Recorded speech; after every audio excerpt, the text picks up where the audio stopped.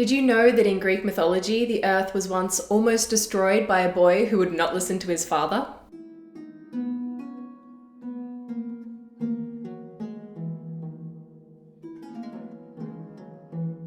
Hello and welcome to World History Encyclopedia. My name is Kelly and today's video is all about the tragic story of Phaethon, the son of the sun god, who almost set the entire world on fire. Don't forget, the easiest way to support us is by giving this video a thumbs up, subscribing to our channel, and hitting that bell icon for notifications so you don't miss out on any new uploads. World History Encyclopedia is a non-profit organisation and you can find us on Patreon, a brilliant site where you can support our work and receive exclusive benefits in return. Your support helps us create videos twice a week, so make sure to check it out via the pop-up in the top corner of the screen or via the Patreon link down below. Phaethon was the son of the Titan god of the sun Helios and Clymene, an ocean nymph. Phaethon, whose name means shining or radiant, had 7 sisters, known as the Heliades, daughters of the sun. The story of Phaethon, like many Greek myths, does not have a happy ending. And although we know that his story was a popular one for Greek tragedies, with Aeschylus's The Heliades and Euripides' Phaethon, neither of these survive. And so our most complete version of this tale comes from Ovid, the Roman writer who lived during the appointment and reign of the first emperor of the Roman Empire, Augustus Caesar. As a boy, Phaethon is told by his mother that his father is Helios, the Titan of the sun, and he tells his friends, but he's made fun of by his comrade and rival Epaphus, the son of Zeus and the mortal Io. Epaphus mocks Phaethon, saying that his mother is obviously lying to him, and that his father could not possibly be Helios. So Phaethon races home and asks his mother to give him some sign that his father really is Helios, and that she must tell him the truth if she values their family honor and wants his sisters to one day be happily married. At that, Clymene raises her hands to the sky, swearing that the sun god is the father of her children, and that if she is lying, that the gods should make this day be the last her eyes look upon the sun. She tells Phaethon that he can find out for himself by going and visiting Helios in his palace, past the lands of the Ethiopians and the lands of India. So Phaethon does just that. Without delay, he travels to the grand and imposing sun palace of his father, where he finds Helios sitting on his throne, dressed in a robe of royal purple. Phaethon approaches and asks for a sign that Helios is truly his father. Helios removes the circlet of shining rays from his head and beckons the boy closer, before confirming that Phaethon is indeed his son, and that his mother was telling the truth.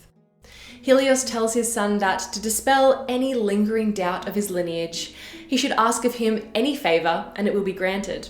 And without hesitation, Phaethon wishes to drive the sun chariot across the sky for a day. Helios immediately regrets his offer and wishes that he could refuse the request, but he cannot take his words back. He tries to tell Phaethon that he alone is able to drive the chariot, how one needs to be sure-footed and experienced, and how even Zeus, the king of the gods himself, is not able to drive the chariot across the sky. Helios offers his son any of the many riches from his palace, but despite the warnings and these other offers, Phaethon knows what he wants and will not change his mind. With no option other than to see it through, Helios takes his son to his beautiful chariot built by the blacksmith of Olympus, Hephaestus, and pulled by the mighty horses that never tire. As rosy dawn awakes and the stars begin to disappear, Helios rubs his son's face with a balm that will protect him from the flames thrown by the horses' hooves, and he places his crown atop Phaethon's head. Despite being deeply troubled by his son's insistence on driving the chariot, Helios instructs him on how to handle himself, telling Phaethon to put his strength in the reins in order to keep the horses in line and on the right path, and to keep to the route in the sky so that neither the earth nor the heavens would get burnt.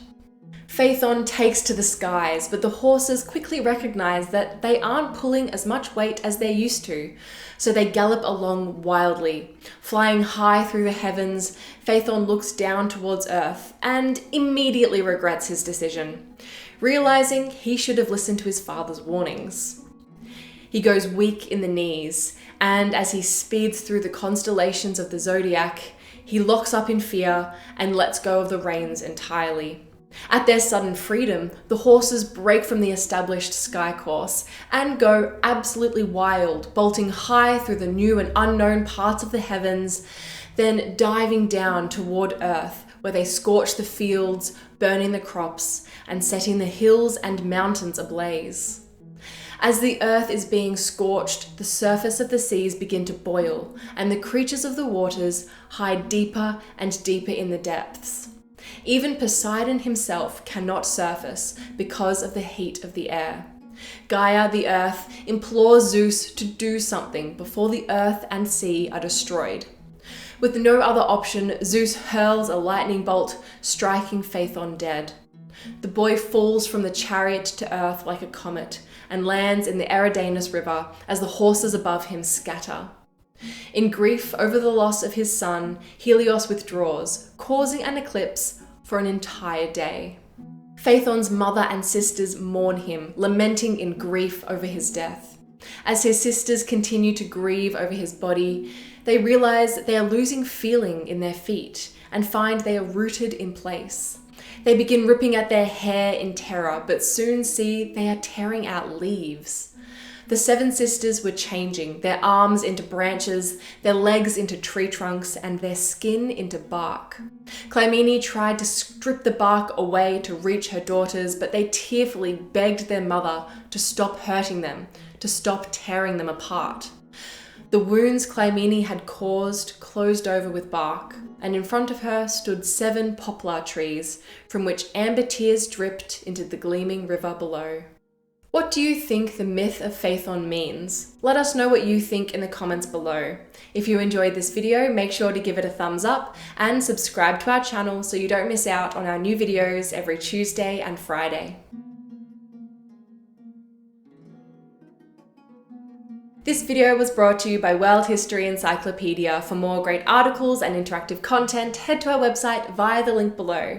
If you like my shirt, you can find this design and a bunch more in our shop at worldhistory.store, or you can find a link for it down below. Thank you so much for watching, and we will see you soon with another video.